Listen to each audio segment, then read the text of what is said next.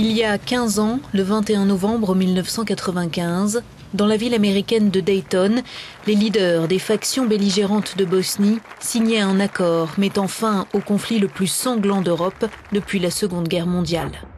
Connu sous le nom des accords de Dayton, ce compromis reste aujourd'hui controversé. L'un de ses signataires fut Mohamed Shackerby, ancien ambassadeur de Bosnie auprès des Nations Unies et ancien ministre des Affaires étrangères. Durant la guerre, il s'était démarqué en plaidant avec passion pour une levée de l'embargo sur les armes imposé aux musulmans de Bosnie.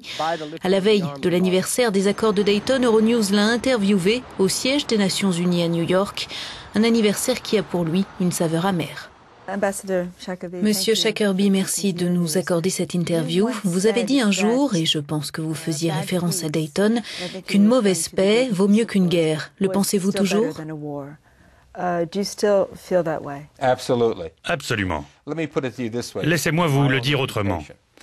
Au regard de ma réputation, au regard de ma conscience, ce n'est pas le cas. Une bonne guerre aurait été meilleure qu'une mauvaise paix.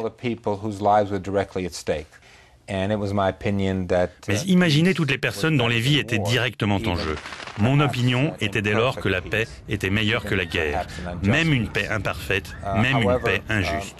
Cependant, je veux signaler que je ne me suis pas simplement laissé dicter ma conduite par les grandes puissances qui, en effet, ont imposé Dayton, que nous avons fini par signer.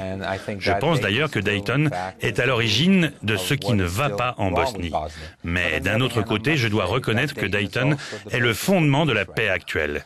Nous devons veiller, en particulier moi qui suis très critique sur Dayton, qui ai retiré ma signature de Dayton, à ne pas en parler de façon manichéenne. En novembre 1995, le massacre de Srebrenica venait d'avoir lieu. La guerre avait pris un nouveau tour. Les frappes de l'OTAN avaient commencé. Pourquoi est-ce que les musulmans bosniaques et les Croates n'ont pas résisté plus longtemps? Pourquoi était-il si important de signer Dayton à ce moment-là? Une menace pesait, tout d'abord contre les forces croates, et ensuite contre les forces bosniaques, si nous n'acceptions pas immédiatement le cessez-le-feu. Il fallait donc passer à l'étape suivante des négociations, sans quoi les forces alliées, les forces de l'OTAN, allaient avoir recours à la force, et en particulier aux frappes aériennes contre les Croates et au final contre l'armée bosniaque. C'était du bluff, nous savions que c'était du bluff, mais c'était un risque trop élevé à courir.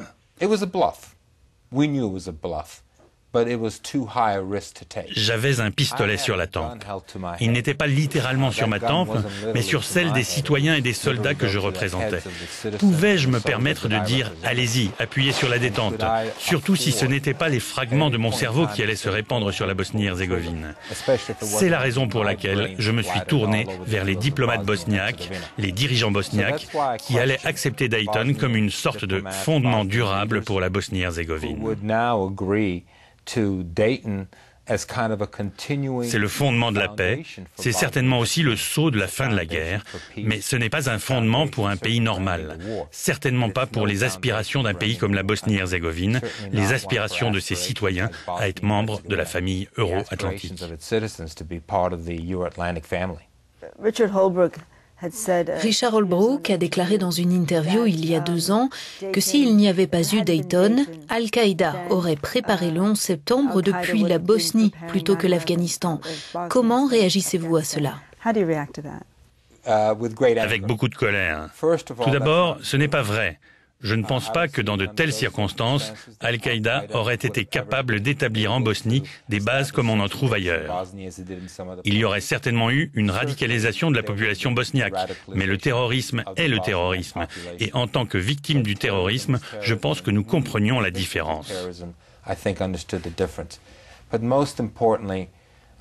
Mais surtout, je pense que Richard Holbrooke cherche à rationaliser l'accord de Dayton, en laissant entendre qu'il a atténué une menace qui pesait sur les États-Unis et l'Europe en imposant en effet cet accord de Dayton. Peut-être que le pire de tout, c'est qu'il ait rationalisé ou légitimé les raisons invoquées par les ultranationalistes serbes, les Mladic et Karadzic, pour justifier la guerre. Parce qu'ils ont toujours pensé qu'ils pourraient rallier à leur cri de guerre le l'Europe et les États-Unis en disant « Débarrassons-nous des musulmans d'Europe ».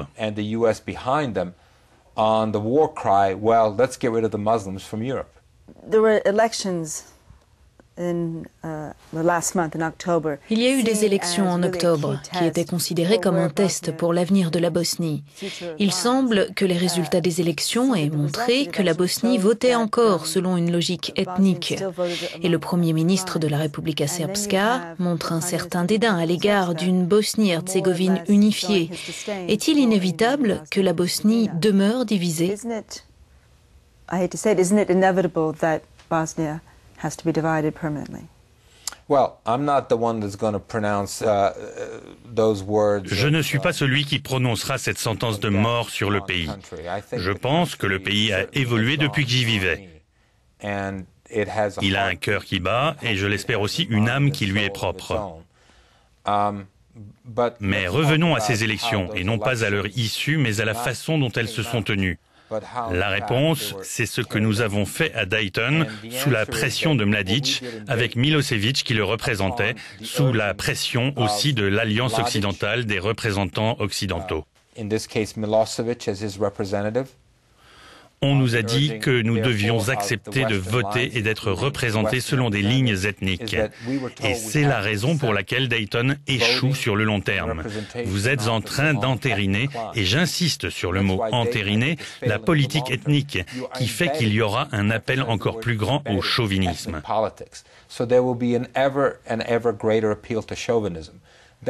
C'est pourquoi il est important de renverser les effets négatifs de Dayton dès maintenant. C'est pourquoi j'ai retiré ma signature de l'accord il y a 5 ans, lorsque j'ai vu qu'en réalité, la dynamique de Dayton avait été confirmée. Donc, d'après ce que je comprends, vous avez signé et ensuite vous avez démissionné et retiré votre signature il y a 5 ans. C'est ça. Donc, au risque de me répéter, je vais vous demander pourquoi vous avez signé en premier lieu. Pour mettre un terme à la guerre. C'est aussi simple que cela. Ce n'est pas une coïncidence que nous parlions de Sarajevo comme de la Jérusalem européenne. Mais bien sûr, tout comme la Jérusalem du Proche-Orient, elle fait constamment face à des défis et le défi actuel pour la Bosnie-Herzégovine n'est pas inscrit dans ses gènes. Il est la conséquence de ce qui a été imposé par les accords de Dayton, ce qui sur le long terme n'est pas, je ne veux pas appeler cela une fausse solution, et une fois encore je souligne qu'ils ont stoppé la guerre, mais ce n'est pas une base finale, durable, pour permettre à un pays de prospérer.